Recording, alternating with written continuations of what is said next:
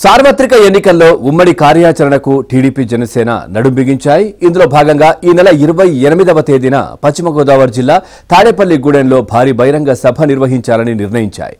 నిన్న విజయవాడ నోవెటల్ హోటల్లో ఈ రెండు పార్టీల రాష్ట్ర స్థాయి సమన్వయ కమిటీ సమావేశం జరిగింది.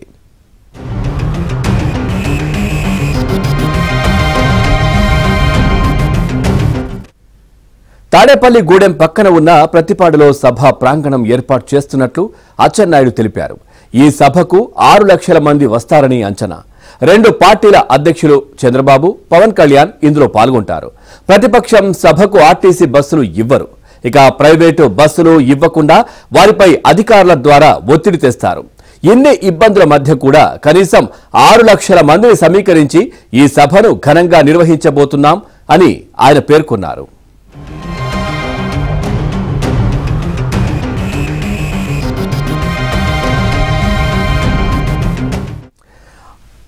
రైట్, ఇదే విషయానికి సంబంధించి మరింత సమాచారాన్ని మా కరెస్పాండెంట్ పూర్ణ అందిస్తారు. పూర్ణ, అప్డేట్స్.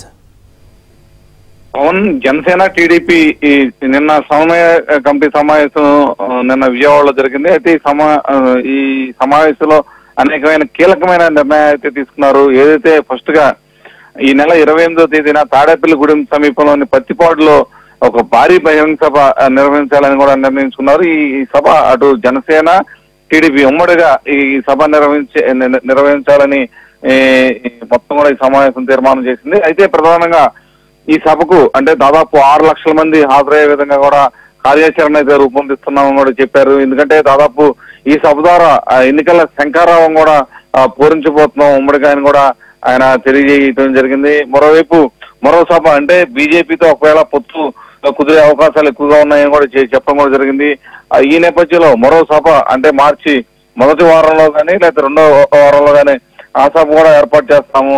ఆ సభ మొత్తం కూడా బీజేపీ, జనసేన, టీడీపీ 3 పార్టీలు కలిపి ఆ సభ కూడా నిర్వహిస్తాము. ఆ సభకు అయితే దాదాపు 5-6 లక్షల మంది పైగా ఎక్కువ మంది కూడా వచ్చే అవకాశం ఉంది. ఆ సభ ఇటు రాయలసీమలో కానీ లేకపోతే కోస్తా జిల్లాల కేంద్రంగా ఆ సభ నిర్వహించే అవకాశం ఉందని కూడా ఆయన కూడా చెప్పడం కూడా జరిగింది. అయితే ప్రధానంగా ఏదైతే సభ నిర్వహణకు బస్సులు ఏదైతే ఆర్టీసీ బస్సులు అయితే మేము అడుగుతుంటే ఎప్పుడూ కూడా ఇస్తలేదు, అన్ని అడ్డంకులు అయితే పెడుతున్నారు.